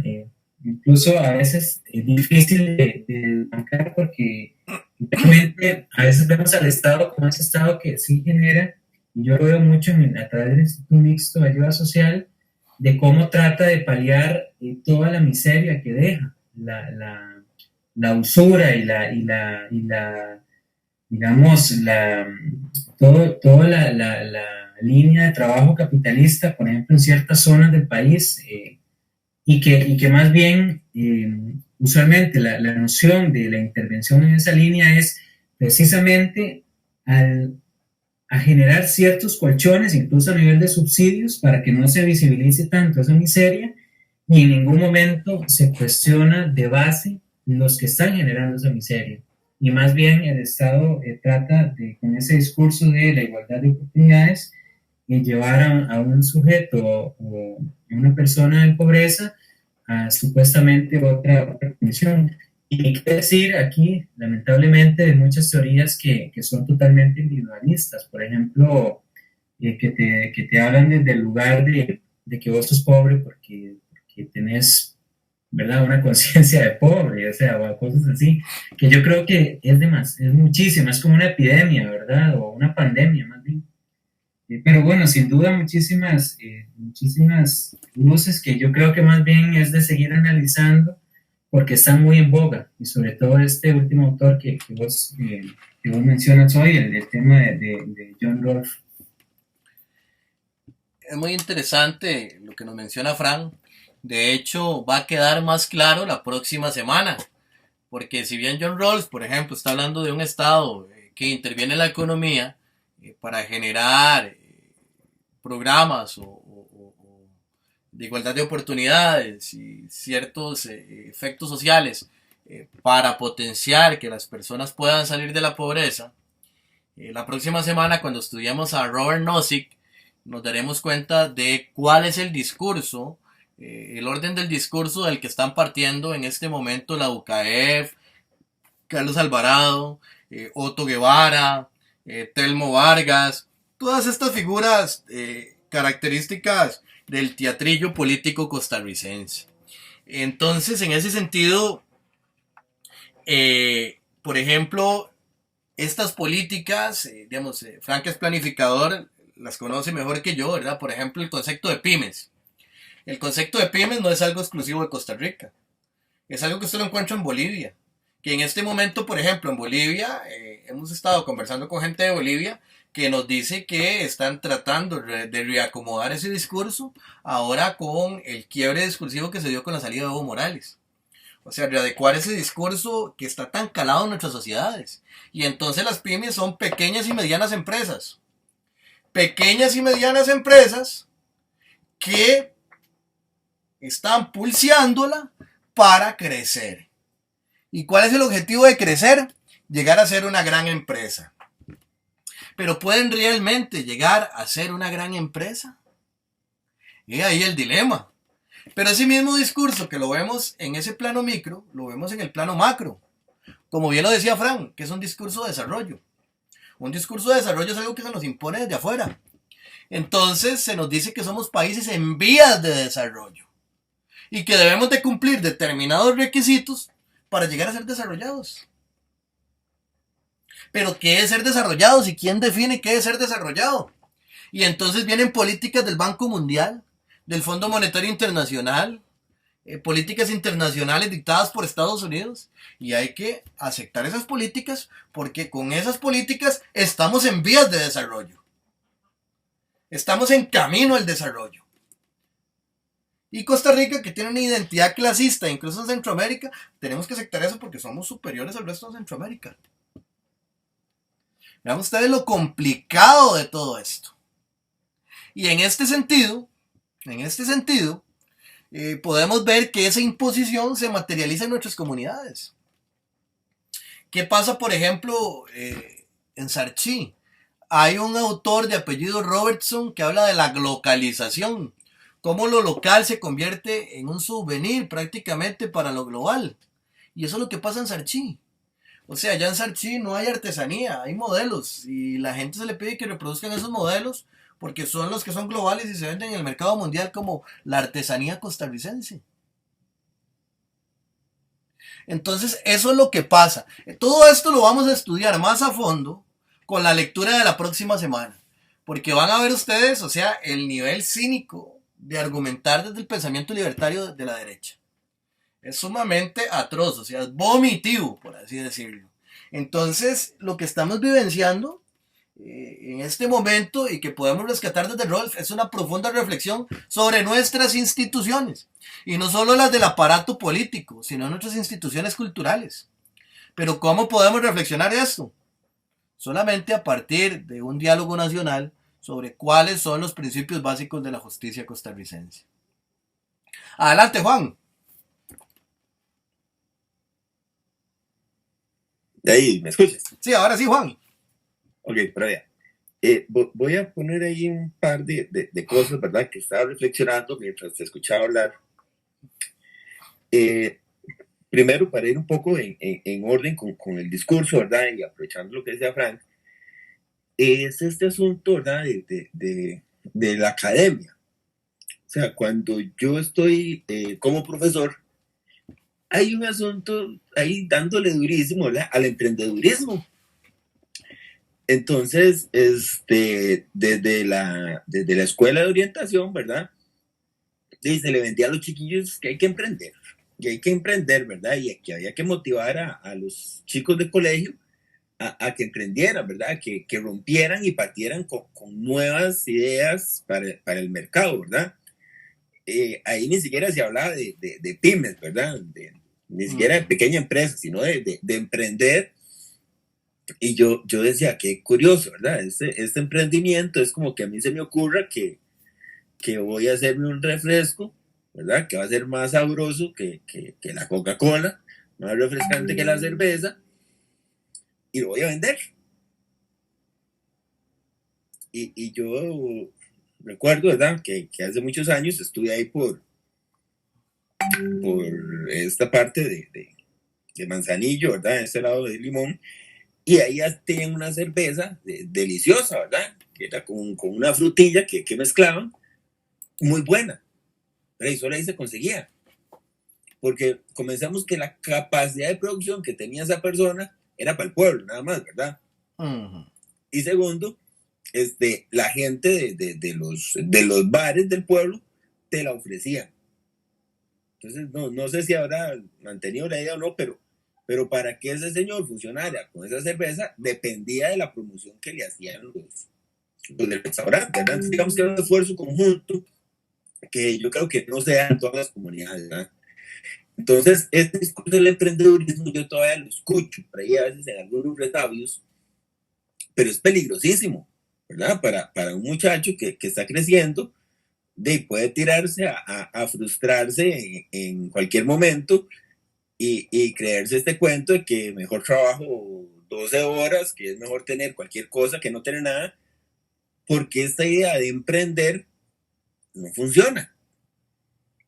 Y yo digo, ¿y cómo desde la academia se presionaba para venderla como una posibilidad a los chicos, ¿verdad? Sin ni siquiera nosotros tener una clase de educación financiera, ¿verdad? Sin ni siquiera tener una noción de cómo administrar los recursos, ¿verdad? Ni siquiera se administra la plata que le da el papá para ir al colegio y ya se pretendía que salieran del colegio a emprender, ¿verdad? Y a veces ese emprender era que a mí se me ocurre y con eso voy para adelante. Y de la mano de eso también vino una idea que un día se estaba peleando con la gente ahí, que fue que para emprender, entonces el mismo orientador no podía estar encasillado entre el proceso de educación, ¿verdad? Entonces el título mío dice licenciado en ciencias de la educación con énfasis en orientación educativa. Entonces que eso limitaba la posibilidad de crecimiento del orientador. Entonces a alguien se le ocurrió quitarle los nombres, ¿verdad? Y entonces ya los chiquillos se pulsean y hacen una manifestación, ¿verdad? Ahí y mueven todo para que el título dijera solo licenciado en orientación. Cuando estos chicos se gradúan y llegan al MEP, el MEP no los contrata porque no son licenciados en educación. Entonces tienen que emprender una lucha y un proceso para que el MEP cambie los requisitos de contratación. Entonces fueron víctimas de su propio discurso, ¿verdad? Que se quedaron alrededor de 6 meses, un año, sin posibilidad de nombramiento porque no cumplían con el requisito. Entonces yo me cuestionaba, qué peligrosos son algunos discursos, ¿verdad? Y qué peligroso es como tratar de tirar a toda la gente a creer su negocio, pongan un negocio, cuando no hay una educación de fondo, en este caso. Y después vino el famoso otro punto, ¿verdad? Que yo siento que ya está fallando y está desapareciendo, que era la famosa historia de la resiliencia, ¿verdad? Que a mí nunca me gustó ese término. Yo siempre fui crítico y me censuraron más de una vez, porque yo decía, es que vos no puedes ser resiliente, porque resiliente es volver a un estado en el que antes estabas. Y la idea de ellos de resiliencia era el chiquillo ¿verdad? De un barrio pobre, que salía brillantísimo y estudiaba mucho y se acomodaba en una empresa. Era el chiquillo que había pasado mil desgracias, ¿verdad? Que se había muerto el papá, el perro, el perico, que hasta las cucarachas le habían envenenado, que tenía mascotas en el cuarto. Y pese a eso, el güira salía con una actitud positiva ante la vida y terminaba el colegio. Entonces, todo eso ha permeado el proceso educativo. Entonces, digo yo, qué peligroso es vender estas ideas de que aunque a vos te pase, casi novelesco, ¿verdad? Que aunque a vos te pasen mil desgracias, vos podés salir adelante. Pero, o sea, no te estamos dando las herramientas para salir adelante. No te estamos dando el apoyo psicológico para vencer la adversidad. Y por otro lado, la adversidad que vos tenés la tienen tus 40 compañeros de aula. Entonces, ¿cómo llamar a un sujeto resiliente y los otros que son de chatarra porque no lograron mejorar? Entonces, esta parte a mí me inquieta muchísimo, ¿verdad? Que ahora que Fran hablaba desde la cátedra universitaria, y eso se diluye, ¿verdad? Como cascada hacia todo el sistema educativo, para hacer creer, ¿verdad? Que hay opciones, y cuando vos ves que estas opciones no funcionan, vos terminas dando gracias a Dios que tenés un trabajo en el que no tenés que pensar, no tenés que hacer nada, simplemente vas y te pagan por trabajar. Porque te das cuenta que llegar a tener una empresa es dificilísimo, entonces casi que comenzás a ver el dueño de la empresa como un dios. Entonces es como un juego macabro, ¿verdad? Donde de una manera te quieren inspirar, pero al final de cuentas, de que te terminan convenciendo que es mejor tener un trabajito en una empresa que estar en esa babosada, emprendiendo, que estar en ese asunto de montando pymes y que estar en ese asunto tratando de ser resiliente, porque a la postre te vas frustrando más porque no alcanzas lo que quieres. Y por el otro lado, ahora que hablabas de APA, o sea, yo tengo, creo que les he comentado ahora que yo tengo un proyecto musical, personal, ¿verdad? Que ya eso fue terrible, ¿verdad? Es más, creo que fue el día que no existía clase, se metieron a robar y cerraron la computadora con todas las pistas de grabación, ¿verdad? Estoy empezando desde otra vez a grabar. Tras de que soy tan productivo, ¿verdad? Todavía se roban los equipos. Entonces, escribir una canción es un asunto sumamente complicado. Cuando uno quiere escribir, ¿verdad? Y si quiere hacer la tía Arjona, pues dele viaje, ¿verdad? Yo me imagino que esto no se preocupa mucho. Porque tenés que tener el cuidado de no ir a plagiar a nadie. Claro, yo imagino que estos sujetos componen y si alguien les aparece con una denuncia de plagio, le cobran un poco de plata y el otro se queda contento, ¿verdad? Es lo que anda buscando. Entonces, a veces, casi que componer una canción es casi que hacer un estado de la cuestión. O sea, tienes que meterte a buscar diferentes géneros, diferentes tipos de música, a escribir en Google tus frases, ¿verdad? Para que decirlo. Y encontrás un montón de gente que hay cosas, ¿verdad? No andan por tu idea, pero sí han tocado el tema en las otras músicas. Teóricamente lo que se hace también esto es un asunto de vos no puedes crear lo que ya se creó, aunque esté en tu cabeza y nunca lo hayas escuchado, ¿verdad? Porque entonces te salen los abogados que el cuento de que tal vez en un momento lo oíste y quedó en tu mente, ahora lo trajiste otra vez a cuenta, ¿verdad? Y entonces lo complicadísimo que es no plagiar, no crear algo igual a otra cosa cuando solo tenés 12 notas, ¿verdad?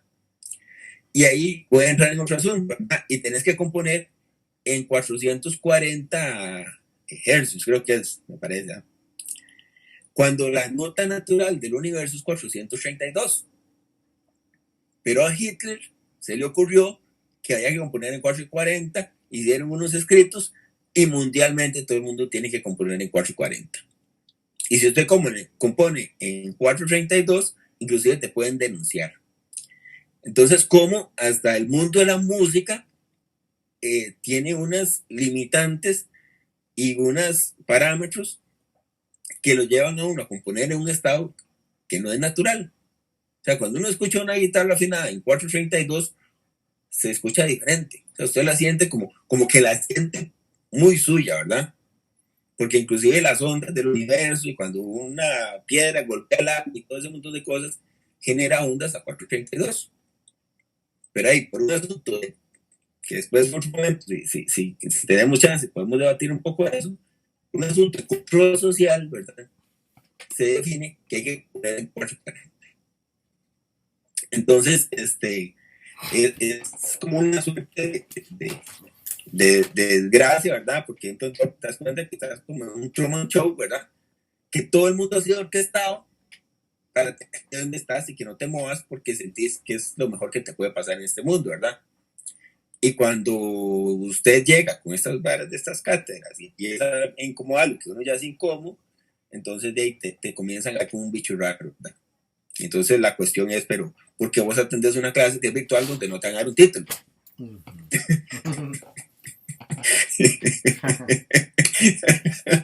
Esa parte me encanta, ¿verdad? Y entonces el aprendizaje tiene que ver reflejado un documento, ¿verdad? Que yo conste que aprendí, aunque no haya aprendido nada, ¿verdad? Entonces es un poco este asunto, ¿verdad? De que si lo revisamos, sí hay una especie de ordenamiento en el cual nos van metiendo para caer justamente en eso que exponías hoy, ¿verdad? Que al final de cuentas nosotros terminamos dando gracias a Dios que tenemos un trabajito, porque si no nos moriríamos de hambre porque hacer algo es complicadísimo, ¿verdad? Entonces por ahí más o menos deambularon mis ideas mientras te escuchaba hoy. Sí, es sumamente interesante, ¿verdad? La teoría del emprendedurismo parte de un autor, principalmente un autor de apellido Schumpeter. Y Schumpeter lo que nos dice es que el capitalismo se conduce por ondas, o sea, que tiene partes que son elevadas, partes que bajan, partes que son elevadas, partes que bajan. Entonces que las crisis en el capitalismo son periódicas, porque hay puntos donde la economía está muy alta y puntos donde la economía está muy baja. Y que esa curva hacia arriba o esa curva ascendente de las partes que están bajas hacia arriba solo la hacen las personas emprendedoras. O sea, las personas que se las ingenian para salir adelante y sobrevivir en los momentos de las crisis. Ese es el planteamiento del emprendedurismo. O sea, como si las personas pobres estuviéramos obligadas a aplicar toda nuestra creatividad para estabilizar un sistema y que los ricos sigan siendo ricos. Ese es un sistema sumamente perverso, ¿verdad? Y es un sistema que se ha enseñado a través de la secundaria, que se ha inculcado en la mentalidad de las personas productoras y todo el mundo piensa, sí, soy emprendedor, lo que no saben es lo que le están diciendo. Le están diciendo que es una persona estabilizadora del sistema y de un sistema de desigualdad. Entonces, es interesante todo lo que se da en el plano de la academia. O sea, podemos escuchar personas súper críticas en una clase, hablando, dando una cátedra libre, pero a la hora de la hora llegan y te exigen APA. Y la American Psychological Association ha propiciado o ha legitimado desde su posición de legitimidad disciplinar torturas a presos en Guantánamo y en otras cárceles. O sea que desde la psicología avalan esos procedimientos de tortura. Y estas mismas personas que dan estas cátedras no se dan cuenta de que están torturando a partir de APA a las personas estudiantes. Y eso es la cuestión mental, que el conductismo ha calado tanto, que Juan nos lo está poniendo como un ejemplo, hasta en la música. Encontramos una regulación donde ya no hay una capacidad de producir el conocimiento.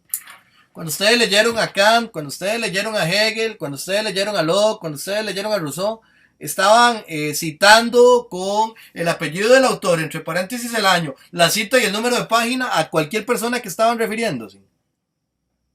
¿No? O sea, el modelo de citado que tenemos actualmente es un modelo rígido de corte medieval que ha impuesto APA. Lo que hace legitimar la propiedad privada. Cuando no, el hecho de que el conocimiento es colectivo y de que yo tengo que referenciar adecuadamente para que otras personas puedan recurrir a los autores a los que yo investigué. Punto. Eso es lo que vale una referencia en la construcción de la intelectualidad. Es como, por ejemplo, en el discurso denotado, el discurso prosaico, lo encontramos cuando Locke cita a Hooker, por ejemplo. Él dice, como decía Mr. Hooker, y ponía la cita de Hooker. En ningún momento tenía que poner en el 2000, en 1895 entre paréntesis y el número de página, no. La gente intelectual de su época ya había leído a Hooker y sabía que es lo que estaba hablando con Hooker. Y Hooker no estaba plagiando y Locke no estaba plagiando a Hooker. Lo estaba ampliando, pero tampoco tenía que cumplir con una serie de requisitos de ponerle una coma por aquí, un punto por allá, una cursiva por aquí, una cursiva por allá. Y Locke plagió. ¿A quién plagió? No plagió a Hooker, plagió a los levelers. Empleó los mismos argumentos de los levelers.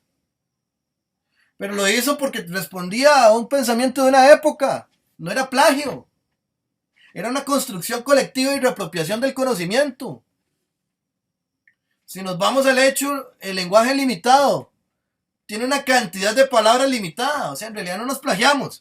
Es distinto cuando uno agarra y hace un copy-paste, que es otra cosa. Pero cuando hablamos y reproducimos ideas, las ideas se parecen. Porque estamos interconectados, hay intersubjetividad. Y APA lo que dice es, tenga cuidado con esa intersubjetividad. Tenga cuidado con esa colectividad. El conocimiento tiene parcelas y tiene planos y paga impuestos. Y entonces es donde se nos empiezan a imponer estos mecanismos, como el que hemos venido estudiando a lo largo del curso, que es la teoría política occidental. Un modo específico de abordar la política para que en Occidente se me legitime como una persona que habla con seriedad de política y que puede ser tomado en cuenta para una discusión. Si no me sujeto a esos mecanismos, entonces no puedo aportar a una discusión sobre política. Adelante, Gabriela. Bueno, buenas noches. Buenas noches. Creo que está bastante interesante la discusión que se ha tenido el día de hoy. A mí sobre todo me interesa el punto de la parte de cómo este sistema supuestamente justo es muy injusto en el plano de la desigualdad, en el acceso a servicios y a bienes que me permiten tener una calidad de vida, ¿verdad? Entonces, sería muy fácil si a una persona que tiene dinero se le pregunta si está de acuerdo con la desigualdad, por supuesto que va a estar de acuerdo, ¿verdad? Porque está de acuerdo a los intereses que tiene en su estado económico, político. Si se le pregunta a una persona que no tiene el dinero suficiente para comer las 3 veces mínimas diarias, considero que muy probablemente la persona no esté de acuerdo con este sistema de desigualdad, ¿verdad? Si lo hemos visualizado en Costa Rica, creo que hay muchas personas que están más abocadas en sobrevivir y no tanto en pensar y cuestionar, ¿verdad? Entonces, esto también hace que muchas personas, a pesar de que no tienen ni siquiera la posibilidad de poder resistir, ¿verdad?, ni de poder manifestarse con este sistema que tenemos, ni siquiera van a tener las condiciones subjetivas para poder resistir, para poder cuestionarse, porque están abocadas en sobrevivir, ¿verdad? Entonces creo que estamos en un sistema completamente inhumano, ¿verdad? Me parece muy interesante ahora, ¿verdad? Que uno escucha las noticias de mediodía, ¿verdad? Ya para saber todo lo que pasa en el país con el tema del COVID y todo esto. antes, ¿verdad? Ahorita que muchas personas están en teletrabajo, supongo que el ranking de Teletica o de noticias ha subido mucho porque son más personas que están viendo televisión, ¿verdad? Entonces, en estos días se ha discutido mucho sobre la parte del empleo, ¿verdad? Cómo el empleo afecta a la economía, cómo si no hay empleo, las personas no van a vivir en condición de pobreza, no van a tener lo suficiente para comprar las cosas, ¿verdad? Entonces, los directivos de ciertas cámaras comerciales salen y dan la cara, ¿verdad? Entonces, relacionan el empleo informal, ¿verdad? Que está surgiendo ahorita, porque personas se quedaron sin trabajo, entonces, como lo veníamos hablando, están emprendiendo, entre comillas. Yo no lo veo como emprendiendo, sino más bien sobreviviendo, porque tienen que pagar la luz, tienen que comprar la comidita, ¿verdad? Y tienen familia que atender. Entonces, los empresarios, ¿verdad? Bueno, la postura de un señor que no recuerdo cómo se llama ni exactamente qué trabaja, pero que es algo de la caja comercial, veía, ¿verdad? Lo ponía como en dos planos, el empleo informal y en un empleo laboral, ¿verdad? Un empleo se supone que con ciertas garantías. Sin embargo, creo que a modo general los dos están haciendo que esta persona esté sobreviviendo, ¿verdad? Porque el salario va a ser siempre insuficiente. La diferencia es que este trabajo, si es formal, le va a permitir a este señor o empresario o una señora empresaria o una familia empresaria a tener mayor riqueza, ¿verdad? Que es lo que ahorita está peligrando, que las riquezas, no que las personas estén muriendo de hambre, eso no nos importa, sino que estamos teniendo menos riqueza, menos liquidez por nuestra inversión, ¿verdad? Entonces, no nos sirve que hayan personas emprendiendo o teniendo empleos informales, ¿verdad?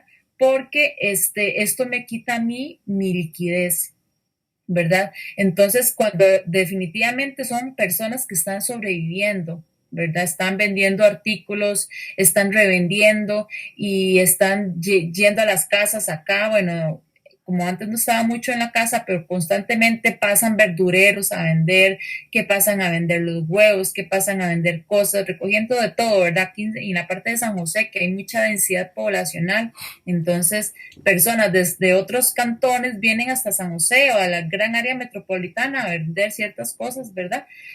Para sobrevivir. Esto no ni siquiera les va a permitir tener una calidad de vida muchísimo mejor o ser ricos o ricas, ¿verdad? Sino apenas es para pagar los servicios y las deudas que tienen. Entonces, creo que es bastante perverso que estemos en un sistema en que a las empresas no se les tiene fiscalizadas efectivamente sobre la liquidez que reportan, ¿verdad? El año pasado veíamos como empresas bastante grandes reportaban cero ganancias y la huella que se hizo fue muy poca, ¿verdad? Pero pasa todo lo contrario si que reciba recursos del Estado.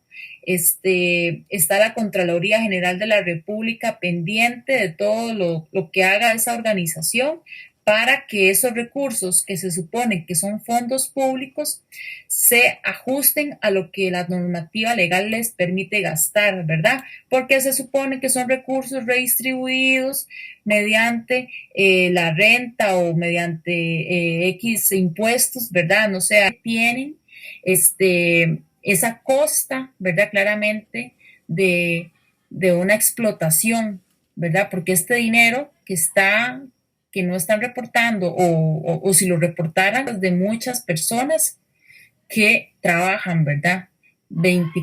Todo el tiempo, ¿verdad? Y ahorita más bien se está discutiendo para que sean mayor cantidad de horas para que a los empresarios y a las empresarias puedan tener mayores ganancias. Es muy interesante lo que dice la compañera, ¿verdad? En declaración al medio El Faro, el 28 de junio del 2020, del año en curso, Rodrigo Chávez, exministro de Hacienda y quien es una voz acreditada del Banco Mundial prácticamente, aún así dijo lo siguiente: en promedio, la evasión y elusión fiscal son 3.800 millones de dólares. Es una suma de dinero enorme, mucho más de lo que nos podría prestar el Fondo Monetario Internacional en un programa de apoyo. Ahí queda claro, ¿verdad? O sea, quiénes no están pagando y quiénes están evadiendo pagar y a quiénes se les está perdonando pagar. O sea, ahí queda claro quiénes son los culpables y las culpables de la situación económica de este país. No es el COVID. Si el COVID nada más fue como un toque de gracia que aceleró un montón de procesos. Ahí está claro quiénes son los culpables y quiénes son las culpables y quiénes, a pesar de su culpabilidad, quieren seguir sacando provecho de esta situación. Bien lo decía Gabriela, depende a quién se le pregunte qué es, si está de acuerdo con la desigualdad o no, va a responder. Sin embargo, planteamientos como el de John Rawls, eso no les interesa. Él mismo dice, está el concepto de justicia y esto es muy diferente las distintas posiciones que hayan sobre la justicia. El concepto de justicia es algo racional y de acuerdo con el concepto de justicia, no importa que hayan ricos, si los ricos generan mejores condiciones para las personas más pobres. Es interesante el discurso, porque el discurso puede manipularse de muchas maneras. O sea, la crítica se la hemos hecho, pero también pudiéramos reapropiarnos de ese discurso y llegar y decirle a las personas ricas de este país, ¿qué tanto están haciendo ustedes para que las personas pobres vivan mejor? Es sumamente fundamental empezar a hacer ese tipo de cuestionamientos para frenar esas perversiones, esas cuestiones histéricas de la UCAF. O sea, son cuestiones tiránicas. La desigualdad como tal, como la equipara John Rawls. O sea, la nacionalidad, la ciudadanía como tal, que es la parte jurídica de la nacionalidad, surge como un principio de igualdad para legitimar la desigualdad. O sea, la ciudadanía tiene que garantizar la desigualdad y la igualdad en tanto que derechos y deberes. Entonces, aunque la estemos pulseando para sobrevivir, si somos ciudadanos honorables y respetables, tenemos que respetar la jerarquía social. Vean qué interesante este argumento que está colapsando. La noción de ciudadanía en el mundo actual está colapsando. O sea, el fracaso del modelo occidental como tal se manifiesta también en la noción de ciudadanía, tal y como se ha venido planteando. Al respecto de todo lo que ha generado esta desigualdad, hoy hemos visto una parte muy pequeña, de la que incluso podemos apropiarnos en algunos aspectos para plantear una lucha social. La próxima semana vamos a ver algo que es muy atroz, mucho más atroz que lo que hemos visto hoy. Y de la próxima semana no se puede rescatar nada. Lo que hay que aprender es a leer desde esos discursos cómo se nos está imponiendo un modelo de sociedad. Entonces, estos dos discursos son fundamentales para comprender el proceso actual. Venimos desde un país donde se fortificó a partir de las gestas de la primera mitad del siglo XX un Estado social de derecho, un fuerte Estado social de derecho, donde el Estado intervenía en la economía, incluso tenía participación en los sectores productivos, en el aluminio, en los fertilizantes, en el arroz, en muchos sectores. Y en los 90 comienza a privatizarse Codesa, luego tratan de privatizar el ICE, comienzan a debilitar el ICE, la Caja, los escándalos de corrupción, Caja Fiche, el escándalo del Catel. Y comienzan a meter personas dentro de las instituciones como Eduardo Dorian y otros que vienen a privatizarlas desde adentro. Pero entonces estos discursos más bien están hablando de que la institución es necesaria. Entonces podemos reapropiarnos de estos discursos para poder luchar. La próxima semana vamos a ver desde los discursos que se ataca la institucionalidad. La próxima semana vamos a tener el último curso con una lectura sugerida, que es la lectura de Robert Nozick, donde vamos a ver cómo se ataca a la teoría de la justicia de John Rawls desde un pensamiento libertario. O sea, no es gratuito que Otto Guevara hubiese sido el padrote, el falo, el líder, el dueño de un partido que se llamara Movimiento Libertario. Entonces, ese contraste vamos a verlo la próxima semana.